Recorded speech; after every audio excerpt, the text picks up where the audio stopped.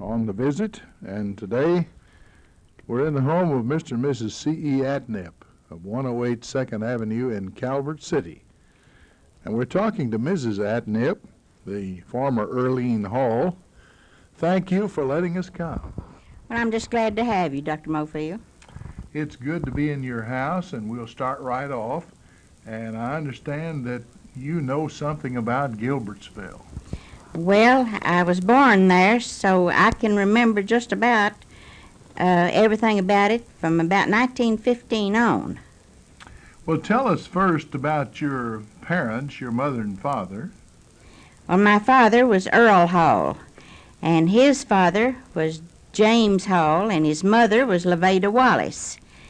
And my grandfather Hall's parents were Patrick Hall from Tennessee and Selina Whitaker from Kentucky in Webster County.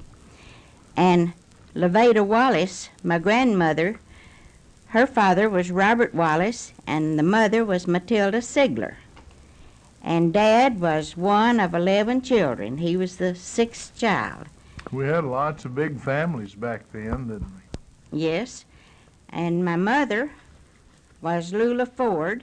Her father was George Ford, the son of Josiah Ford and Katie Peck. And a Peck in the family? Yes, from over around Scale and Oak Level. You know, my wife is kin to the Pecks. Well, I guess we're all kin some way. Every Peck I've ever known of has been related distantly or close. And my mother was Celie Heath, and her father was Jeffy Heath, and her mother was Ada Brown.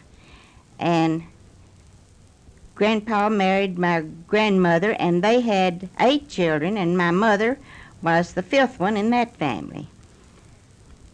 Well, real good. I'll tell you, you're really alert on the genealogy here, and that's one of the most interesting topics we find. A good many people who listen to the program tell me they listen to it so they get a line on genealogy here and there. Well, were you actually born in Gilbertsville?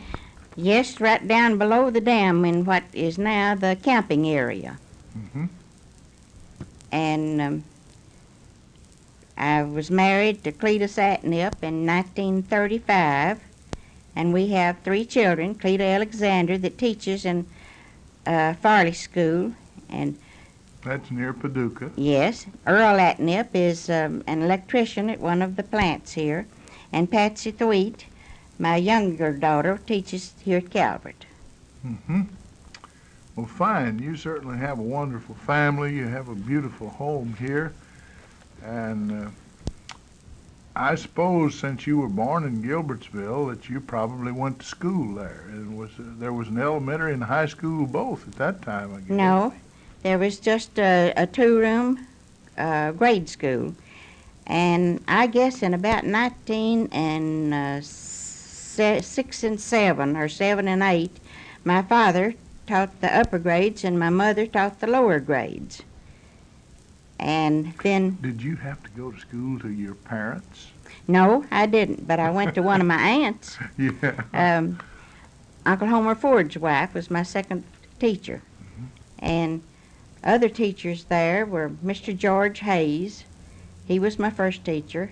And then Aunt Larry Ford, Miss Lizzie Lee, and Lucille Brashear, Talma Thompson, Herbert Smith, and was then... that the Herbert Smith that became an agricultural yes, specialist? Yes, sir. He's the one, Uh-huh. yes.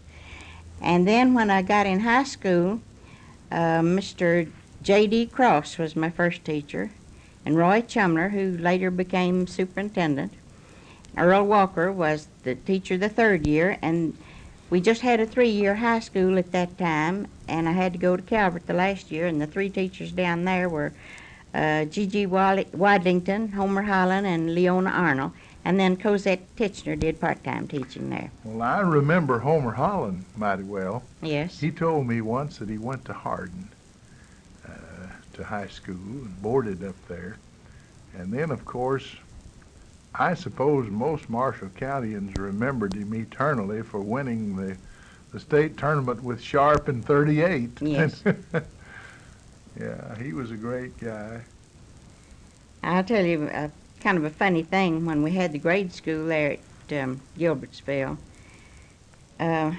we had churches that were just all within 2 blocks of the schoolhouse, and when they'd be having a protracted meeting, they'd go one afternoon, take all of the children in school over to the meeting, and they were having church at the Methodist meeting at the Methodist church, and the preacher kindly brought it down on the children's level. He would ask them, well, how many of you know who Jesus is? And all the children would hold up their hand. And he'd say, well, how many of you love Jesus? And they'd all hold up their hand. And then, how many of you try to do what Jesus wants you to do? And they'd all hold up their hand. And finally, at the end of the sermon, he said, he extended the invitation. He said, now, if there's anybody that wants to become a member of the church, come up and shake hands. Well, one of the little first graders started out and going up there to shake hands with the preacher, and she was followed by, I guess, 25 others, and my little sister was one of them. Mm-hmm. Well, I just about died because I knew that wasn't what they were supposed to be doing, but evidently the preacher saw that he had made a little mistake, and so he said, well, now, I'll not sprinkle you this afternoon, but you come back tonight, and if your mama wants you sprinkled, well, I'll sprinkle you tonight. So well, you know, we didn't have the Civil Liberties Union working very strongly then, and the Supreme Court hadn't ruled about what we could do then. That's right. But I can recall being in grade school every morning. The teacher, this is a one-room country school, and she would lead us in singing, and we'd sing almost every day, on Jordan's stormy banks I stand. I thought that was the prettiest song I ever heard, and then some days we'd sing from the Golden Book of Favorite Songs, and it had a song in it, I believe it is number 122, called The Little Brown Church in the Wildwood. Yes. Or in the Vale or something. But we had lots of enjoyment in those days, and this same teacher would have us every morning to say a Bible verse, and we'd memorize a Bible verse each day. Mm-hmm. Well, I know one boy who didn't much like the job of memorizing a verse every day. He thought he really pulled a big one when he said Jesus wept, which of course was a Bible verse.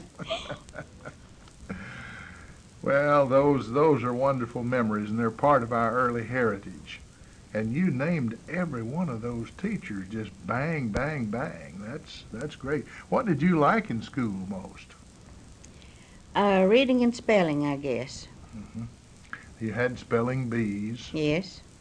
And now, when you got a little bit older, you allowed to play various games at recess. Do you remember any of those you played? Yes, hopscotch, and pitching washers, and marbles. We played ring men and roly-holy, and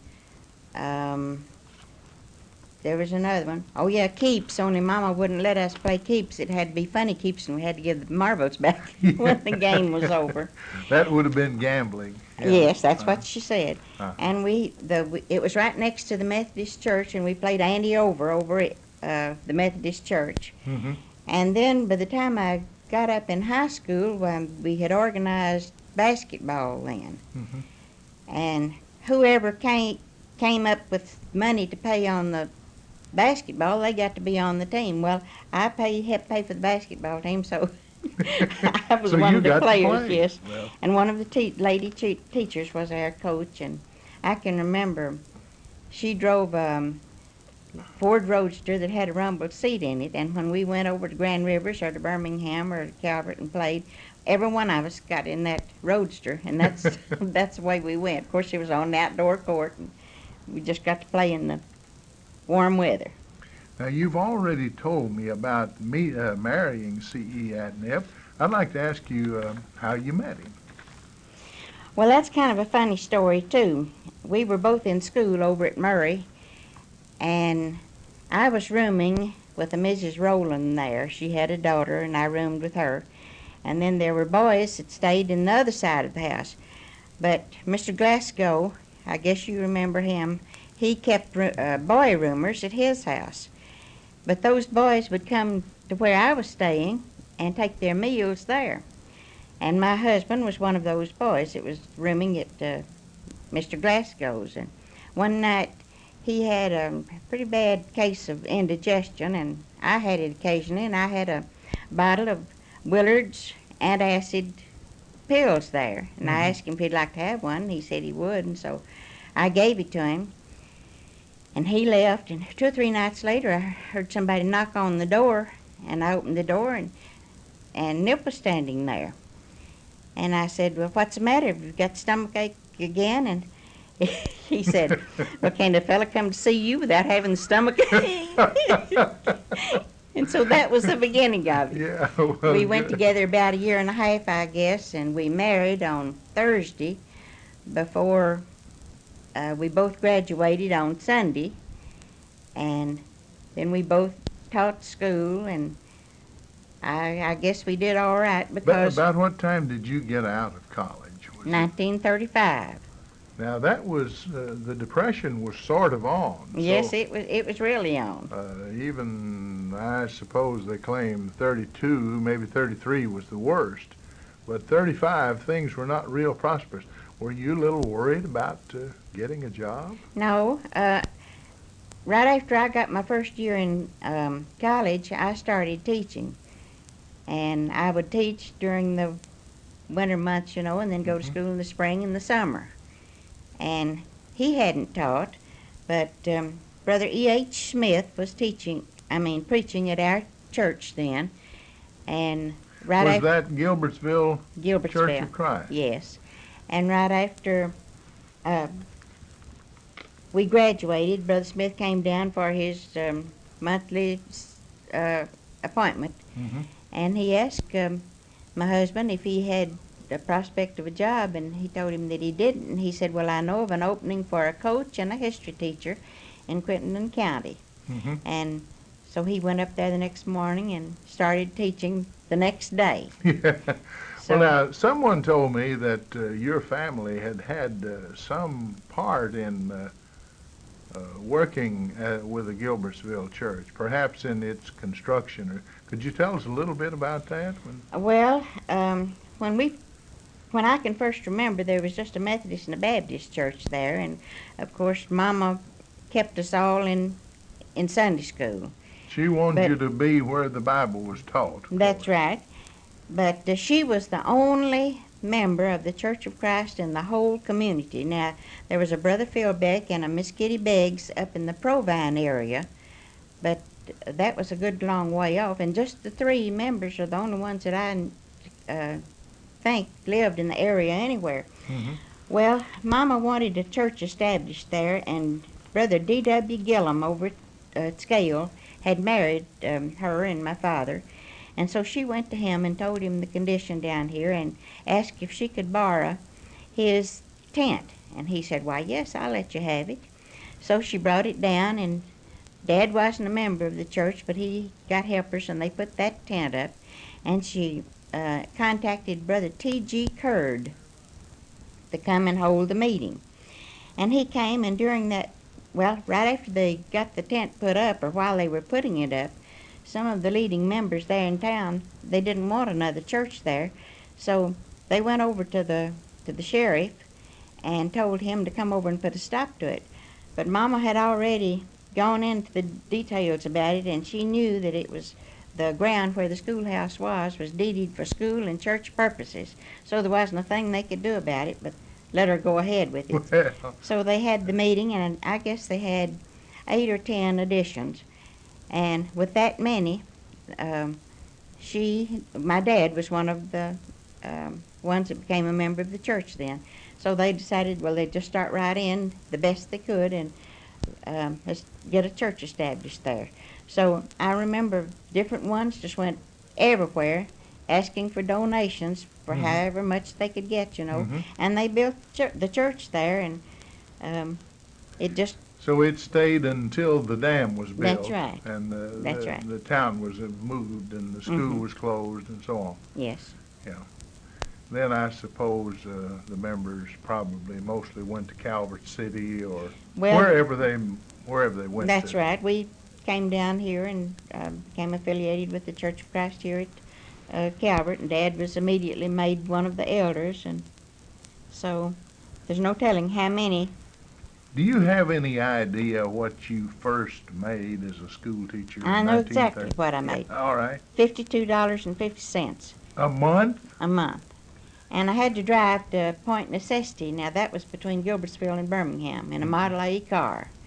After I got there, I had to build my fires, and in the afternoon, we took up at 8 o'clock, turned out at 4, and after we turned out in the afternoon, then I had to do the janitor work. And I remember one little boy saying that we didn't have a thing to do up there at recess except play on the chinning pole, and it was too high for him. Yeah, well, things have changed quite a bit. I know I was talking to a family Sunday in Illinois, and they were telling me that they have rules there now at the school that this person taught where if you take up tickets at a ball game or do anything, you have to be paid extra money for it, which seemed a little unusual to me, but I guess eventually they'll have that everywhere. And you built fires, you Swept the floors. swept the floor. And then we just had one of those great big pot-bellied stoves, and in the wintertime when it was cold and the wind whistling in the windows, we all just sat around the stove and kept warm. And of course, you didn't have a big fancy lunchroom then with a dietitian. No, sir, we didn't. We just had our little gallon bucket with their lunch in that, and we just all ate together on the playground or in the schoolroom together. Mm-hmm. But you know, it's amazing how many of those people learned to read and write real well, and many of them later went on to college and did, I guess, whatever they wanted to do. Today we have a limit, I guess, of about 30 to a classroom, and they're all in one grade. Now, tell me how a teacher ever managed eight grades. Grades? Well, I just had 24, but I managed to have some in every class.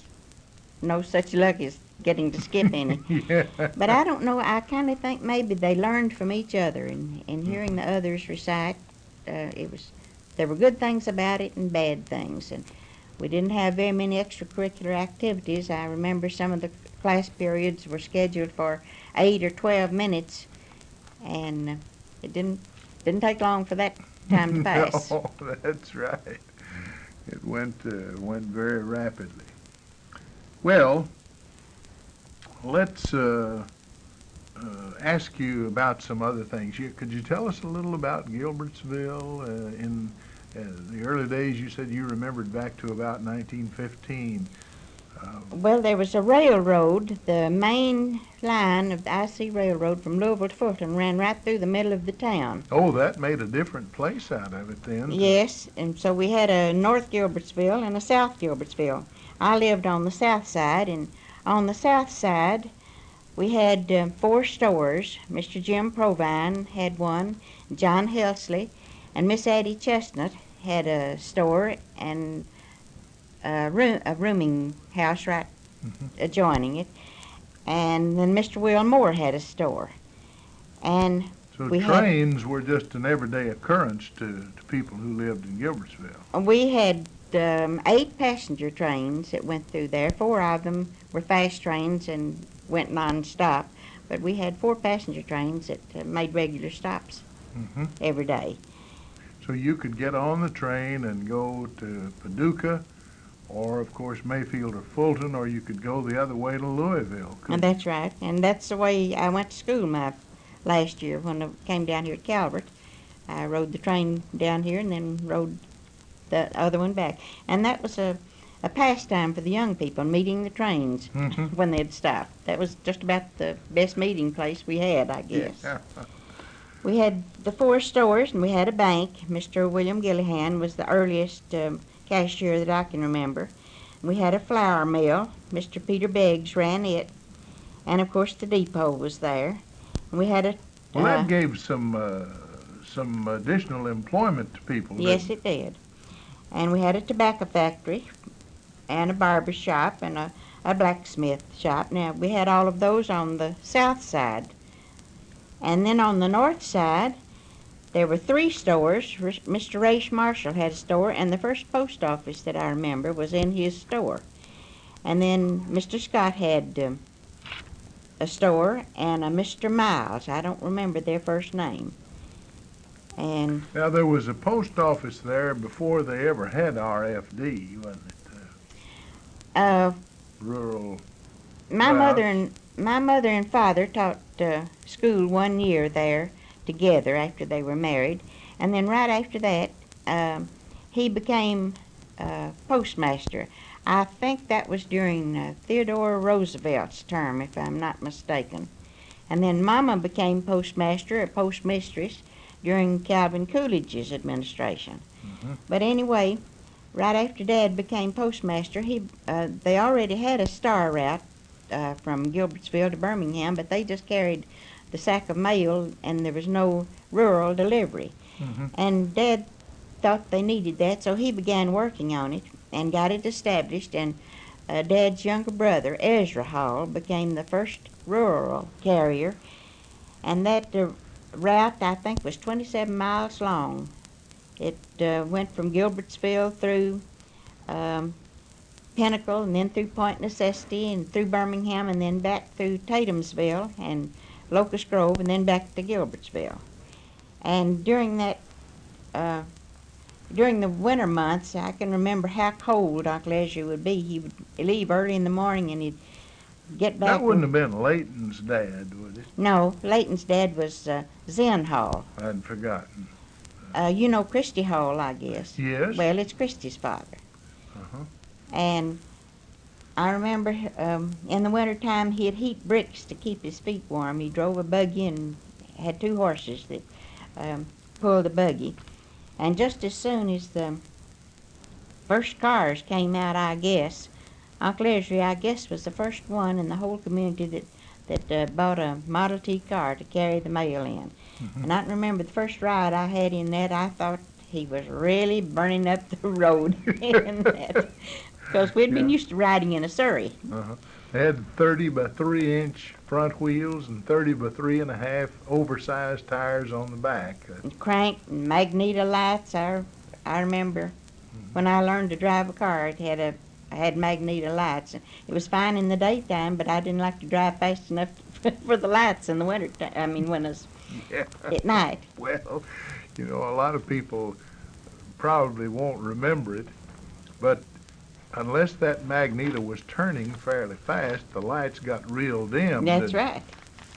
I recall those things. They had 9-volt bulbs. The magneto was 18 volts, and they wired them in series and split the voltage and had 9 volts in one headlight and 9 in the other. And I remember the first radio in the whole community was owned by Dr. Carter. And That was a local physician. yes. And I remember he invited our family over to listen to his radio. But all I can remember about it was how it squeaked when he had When he tuned it. when he tried to tune Yeah. dial from one station to another. It just squeaked. I thought, well, that's not much better than a phonograph. Yeah. And then the first airplane that I remember, we used to have the county fair every year, and all the schools in the whole county would participate in every way that they could. We'd make posters and booklets, and we'd just have a booth, and every school would be represented. Well, we were at the county fair, and this airplane came over. And you remember well, I don't guess you remember, the county fair was held out there about where the radio station is now. I was going to ask you, did it change? Was a different school each year hosted it? Or? No, It was just near in county, Benton. Yes, it was Near out there Benton. where the radio station is. Okay. And everybody, I remember we went in a wagon. My grandfather would hook up the wagon real early before daylight in the morning and hitch the mules to it, and all of us children would go, our family, you know, there were 6 of us. Mhm. We'd go to Benton in that. And while we were there, this airplane came over and it landed in the field. Of course, there weren't any houses back on the north side of the railroad at that time that I remember. Mhm. And the airplane landed over there, back in behind that where Fletcher's store is, I guess. Mhm. Well, when we saw that airplane land, it just about tore up the fair because we all took off running. I don't know how many of us ran every step of the way from the fairground across the railroad and over there to where the airplane landed. And I thought, my, that's the biggest thing I ever saw. How it ever gets off of the ground, I can't figure out. Do you remember about what year that would have been? Well, it would have been around 1918, I guess. Oh, now that was really an early plane. Yes. Yeah. Another thing I remember about the fair, that was the first time I ever knew about peanut butter. And when we started to, when we got ready to go to the fair, Mama fixed our lunch, and she went over and got peanut butter. That was to be something special. And she fixed peanut butter sandwiches on bread, and I almost choked to death on that because we couldn't buy Cokes back then. The only place we could get water, the people that lived in the house next door had a well out on the back porch, and everybody would just go over there and get a drink draw it out of that well or cistern, whichever one it was, drink out of the dipper. And I thought I was just going to die after eating all of that peanut butter. I just about stayed over there the rest of the day. It didn't swallow very easily. No. did it? Oh, that is great. Well, that's terrific.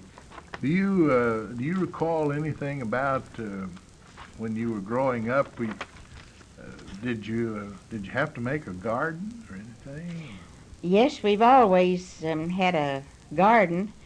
I remember we had a large garden when there were 9 of us in the family, and I guess I just never did get out of the habit because now, since there are just 2 of us in the family, we still have a large garden every year. And I can all summer, and we garden and can, and we... Did you ever raise any broom corn? No, I didn't, but my dad did on his farm. He had a farm, and we worked on that. We were raised up to be able to do just about anything that had to be done, I guess. Mm-hmm. I can remember dropping tobacco plants and chopping out corn and dragging the wheat shocks up when they were baling hay, and you just name it. And You've done it all. I've done it, yes. Well, Milk cows. We only have about another minute and a half. I was going to ask you if you remember any funny incidents or anything special that you want to get on before we have to close this half hour. I remember about the most embarrassing thing that ever happened to me. Nip and I had been married, I guess, 2 or 3 years, and it was first day of the year. And I had read where some couple had told each other, well, let's just make a list of the things that we'd like for the other one to do to change our lives. Mm-hmm. I thought, well, now that's a good idea. We're just starting out. So I suggested it, and he said, well, all right.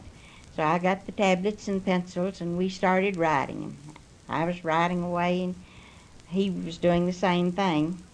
And I wrote about 6 or 8 or 10 things that I wanted him to change, I wanted him to change his way of doing. And when I got through, well, I sat there and waited until I thought he was through. So I handed him my list, and he looked over it. And then he handed me his list. And when he did, I just about died. It said, there's not one thing that I'd want you to change about yourself. I love you just the way you are. And after I'd written down all those changes I wanted him to make. That embarrassed you, didn't it? So I didn't, Yeah. I never did suggest that anymore, but we lived together and celebrated 50th anniversary, the 2nd of this June, so I guess we made out all right without all those changes. Well, thank you, Mrs. Earlene Hall, Mrs. C.E. Atrip. We've been visiting in their home with our oral history microphone, and that happens to be at 108 2nd Avenue in Calvert City. This is Ray Mofield. We return you now to our studios in Benton.